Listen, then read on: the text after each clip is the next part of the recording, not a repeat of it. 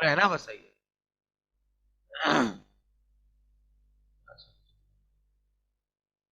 Hello. अगर सवाल में कॉस्ट ऑफ गुड्स सोल्ड पहले से दिया हुआ है, या सवाल में कॉस्ट ऑफ गुड्स सोल्ड का अकाउंट दिया हुआ है पहले से, ये लिख लो। अगर सवाल में कॉस्ट ऑफ गुड्स सोल्ड का अकाउंट पहले से दिया हुआ है, यानी कॉस्ट ऑफ गुड्स सोल्ड है सवाल में,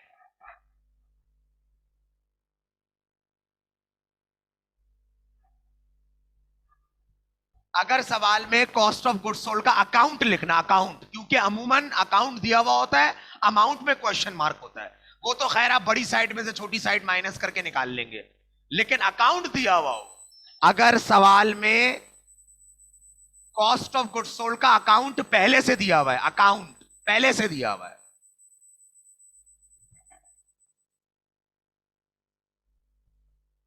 अगर सवाल में कॉस्ट ऑफ गुड्स सोल्ड का अकाउंट पहले से दिया हुआ है,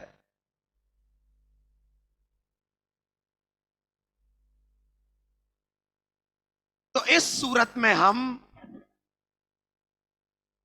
अगर सवाल में कॉस्ट ऑफ गुड्स सोल्ड का अकाउंट पहले से दिया हुआ है, एक सवाल है, अभी दिखाता हूं मैं तुम्हें, वही सवाल करा रहा हूं आज। अगर सवाल में कॉस्ट ऑफ गुड्स सोल्ड का अकाउंट पहले से दिया हुआ है, तो इस सूरत में हम कॉस्ट ऑफ गुड्स सोल्ड को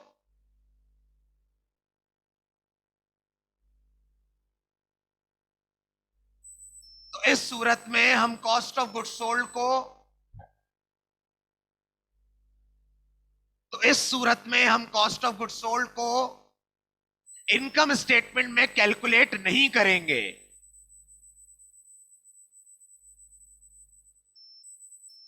तो इस सूरत में हम कॉस्ट ऑफ गुड्स सोल्ड को,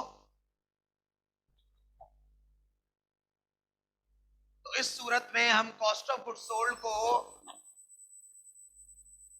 तो इस सूरत में हम कॉस्ट ऑफ गुड्स सोल्ड को कैलकुलेट नहीं करेंगे इनकम स्टेटमेंट में, या इनकम स्टेटमेंट में कैलकुलेट नहीं करेंगे, जैसा तुम लिखना चाहो, फुल स्टॉप। अगर ट्रायल बैलेंस में कोई मर्चेंडाइज दी हुई है,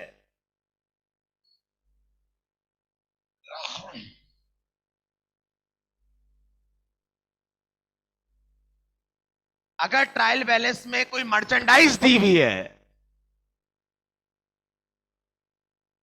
अगर ट्रायल बैलेंस में कोई मर्चेंडाइज दी हुई है,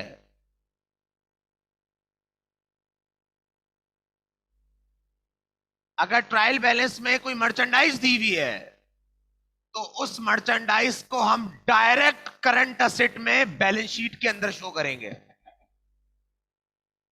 तो उस मर्चेंडाइज को हम, तो उस मर्चेंडाइज को हम बैलेंस शीट के अंदर करंट असेट में शो करेंगे सिर्फ।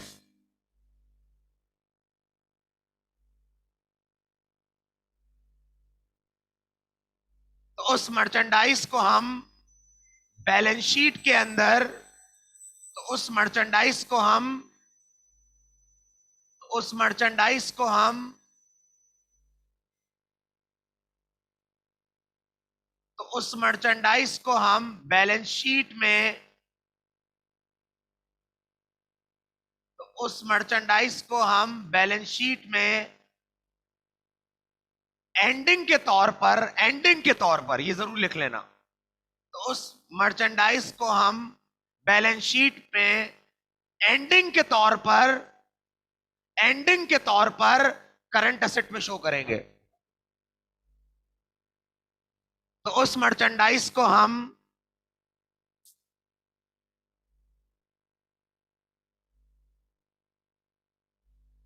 बैलेंस शीट के अंदर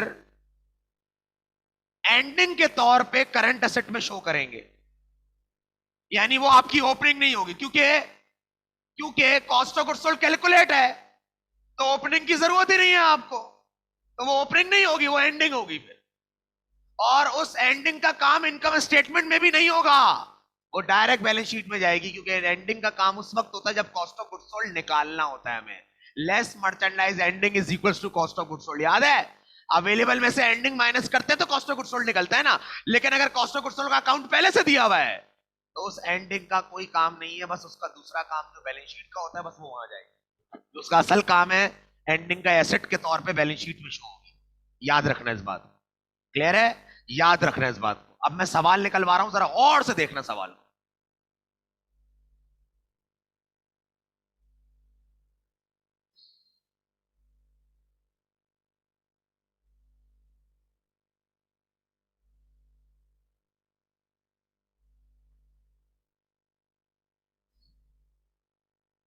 मजेदार सवाल है ये। 2014 रेगुलर, 2014 रेगुलर, 2014 रेगुलर,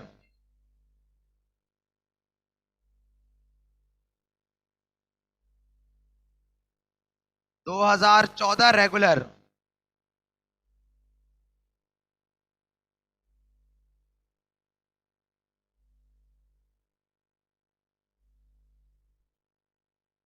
2014 रेगुलर में देखो, तुम्हें सबसे पहले काम करो।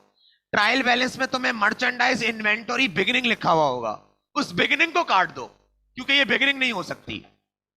बिगिनिंग को काट दो, ये एंडिंग है, ये एंडिंग है हमारी, ये एसेट के तौर पे जाएगी बैलेंस शीट में डायरेक्ट। अब तुम देखो सवाल में तुम्हें कॉस्ट ऑफ गुड्स सोल्ड दिया हुआ है, ये मत देखना कि क्वेश्चन मार्क है, वो तो हम निकाल लेंगे बाद में।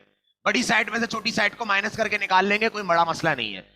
जब डेबिट क्रेडिट में से कोई चीज मिसिंग होती है तो हम बड़ी साइड को, अब वो बड़ी डेबिट भी हो सकती है बड़ी क्रेडिट भी हो सकती है, प्लस करके छोटी साइड से माइनस कर देते हैं तो हमारा मिसिंग फिगर का आंसर निकल के आया था। सिर्फ आप ये देखें, क्या आपको सवाल में कॉस्ट ऑफ गुड्स सोल्ड का अकाउंट नजर आ रहा है ट्रायल बैलेंस में? देखो जल्दी देख के बताओ, नजर आ रहा है? भले उसके आगे क्वेश्चन मार्क क्यों ना हो, छोड़ दो अभी उसको। क्या तुम्हें कॉस्ट ऑफ गुड्स सोल्ड पहले से नजर आ रहा है, हाँ या ना? जल्दी से बताओ। तो मुझे बताओ, क्या मेरा मर्चेंडाइज मर्चेंडाइज मर्चेंडाइज ओपनिंग से कोई काम है? नहीं। मर्चेंडाइज एंडिंग से इनकम स्टेटमेंट में कोई काम है? नहीं। तो ये जो मर्चेंडाइज दी हुई है ये सिर्फ बैलेंस शीट में जाने के लिए दी हुई है, तो उसका ओपनिंग बिगिनिंग काट दो, ये एंडिंग है बेसिकली। ये मर्चेंडाइज एज एन एसेट के तौर पर रिकॉर्ड हुई है, ठीक है, एज एन एसेट के तौर पे, और ये बैलेंस शीट में जाएगी करंट एसेट के अंदर, मर्चेंडाइज इन्वेंट्री के नाम से सिर्फ। ठीक है? ठीक है। अब आ जाओ जरा रिवायती बात। सबसे पहले कॉस्ट ऑफ गुड्स सोल्ड कैसे निकालोगे? रुक जाओ रुक जाओ। क्या तुम्हें डेबिट और क्रेडिट साइड नजर आ रही है ट्रायल बैलेंस की? जल्दी बताओ, क्या तुम्हें डेबिट और क्रेडिट साइड नजर आ रही है? 2014 रेगुलर, 2014 रेगुलर, सवाल नंबर 8B, सवाल नंबर 8B। क्या तुम्हें डेबिट और क्रेडिट नजर आ रहा है साइड? जल्दी चेक करके बताओ, क्या तुम्हें डेबिट और क्रेडिट सवाल नजर आ रहा है? डेबिट और क्रेडिट नजर आ रहा है? अब तुम करोगे क्या? तुम्हें कॉस्ट ऑफ गुड्स सोल्ड का क्वेश्चन अकाउंट दिया हुआ है, अमाउंट नहीं दी हुई। मुझे बताओ ईमानदारी से, इन दोनों में से इस वक्त बड़ी साइड कौन सी है? सर ऑब्वियसली क्रेडिट साइड बड़ी है सर, क्योंकि डेबिट में अमाउंट गायब है, तो डेबिट साइड छोटी है। क्रेडिट साइड बड़ी है क्योंकि क्रेडिट में सारे अमाउंट दिए हुए। डेबिट साइड में एक अमाउंट गायब है कॉस्ट ऑफ गुड्स सोल्ड का। उठाओ कैलकुलेटर जल्दी से, उठाओ कैलकुलेटर, उठाओ कैलकुलेटर, कैलकुलेटर उठाओ। आप बताएं बड़ी साइड कौन सी इन दोनों में से? क्रेडिट। बड़ी साइड को प्लस करके छोटी साइड की अमाउंट से माइनस कर दो, जो आंसर निकल कर आएगा वही कॉस्ट ऑफ गुड्स सोल्ड का आंसर होगा। बड़ी साइड को जमा करो, बड़ी साइड इस वक्त क्रेडिट है आपकी, बड़ी साइड इस वक्त क्रेडिट है। मैं भी आपके साथ कैलकुलेट कर रहा हूं, पेंसिल से लिख देना कॉस्ट ऑफ गुड्स सोल्ड।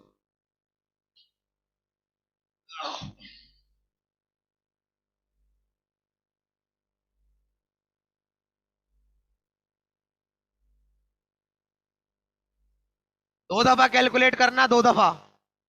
बड़ी साइड का टोटल आ रहा है 3 लाख, जरा मुझे जल्दी से बता दो 3 लाख आ रहा है? बड़ी साइड का जो टोटल है वो 3 लाख आ रहा है। क्रेडिट साइड बड़ी है हमारी क्योंकि उसमें सारी अमाउंट दी हुई है।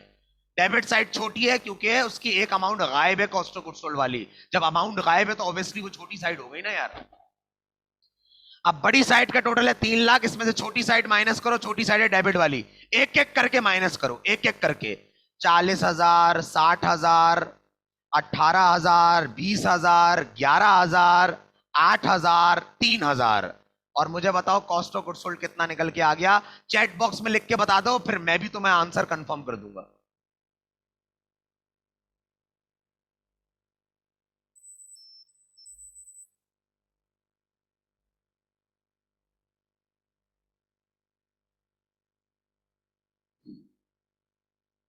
1,40,000 आ रहा है कॉस्ट ऑफ गुड्स सोल्ड, लिख दो पेंसिल से।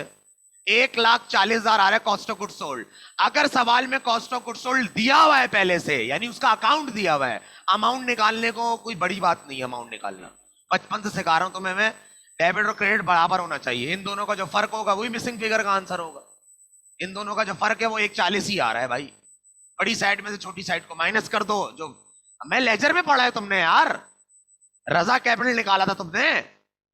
बड़ी साइड में से छोटी साइड को माइनस कर दो, जो मिसिंग फिगर होगी वो निकल के आ जाएगी।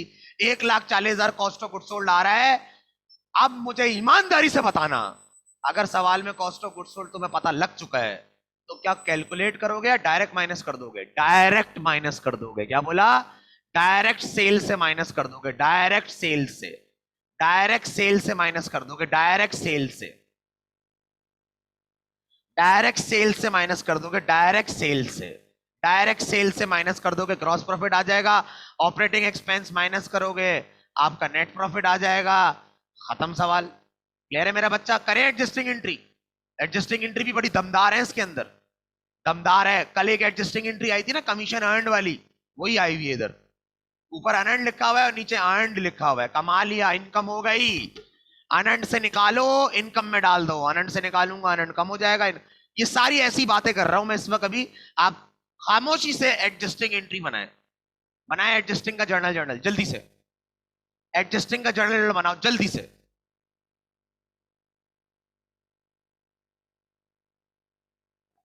बिस्मिल्लाह की बरकत।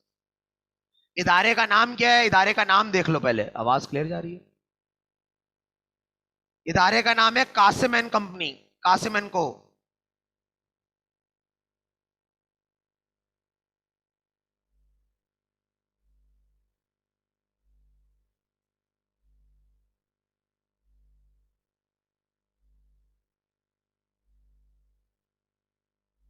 General journal adjusting. सवाल दमदार है ये। कॉस्ट ऑफ गुड्स सोल्ड पहले से उसका अकाउंट दिया हुआ है, अमाउंट तो निकाल लेंगे आप। बड़ी साइड में से छोटी साइड माइनस कर दो। अमाउंट, अकाउंट दिया हुआ इसका मतलब अमाउंट जरूर है, छुपी हुई है। अकाउंट दिया हुआ इसका मतलब अमाउंट जरूर होगी लेकिन छुपी हुई होगी। निकाल लो, क्या मसला है? याद रखना, जब कॉस्ट ऑफ गुड्स सोल्ड दिया हुआ होता है तो सवाल में दी हुई मर्चेंडाइज जो होती है वो आपकी एंडिंग होती है और वो डायरेक्ट बैलेंस शीट में आती है। खत्म बात, सिंपल। सबसे पहले लिखा हुआ है ऑफिस सप्लाईज यूज्ड। एडजस्टिंग देखो, ऑफिस सप्लाईज यूज्ड। और ऊपर लिखा हुआ है ऑफिस सप्लाईज। ऊपर एसेट है, नीचे एक्सपेंस लिखा हुआ है। डायरेक्ट एक्सपेंस को बढ़ा दूं? हेड्स ऑफ अकाउंट डिफरेंट है। जब हेड्स ऑफ अकाउंट डिफरेंट होते हैं तो बगैर फर्क निकाले एडजस्टमेंट वाले अमाउंट की एडजस्टमेंट से एंट्री पास करते हैं। ऊपर लिखा हुआ है ऑफिस सप्लाईज एसेट के तौर पर 8,000 रुपए। नीचे लिखा हुआ है ऑफिस सप्लाईज यूज्ड, 5,000 इस्तेमाल हो गया है। ऑफिस सप्लाईज एसेट से निकालो और ऑफिस सप्लाईज एक्सपेंस में डाल दो। एंट्री बनेगी ऑफिस सप्लाईज एक्सपेंस डेबिट और office supplies credit. Office supplies expense debit, ये एक्सपेंस के तौर पे बढ़ के डेबिट हो गया। और ऑफिस सप्लाईज हमारा सिर्फ एसेट होता है। ऑफिस सप्लाईज एसेट कम होके क्रेडिट, ऑफिस सप्लाईज एक्सपेंस बढ़ के डेबिट। 5,000 रुपए। Narration to record office supplies expense या to record office supplies expired.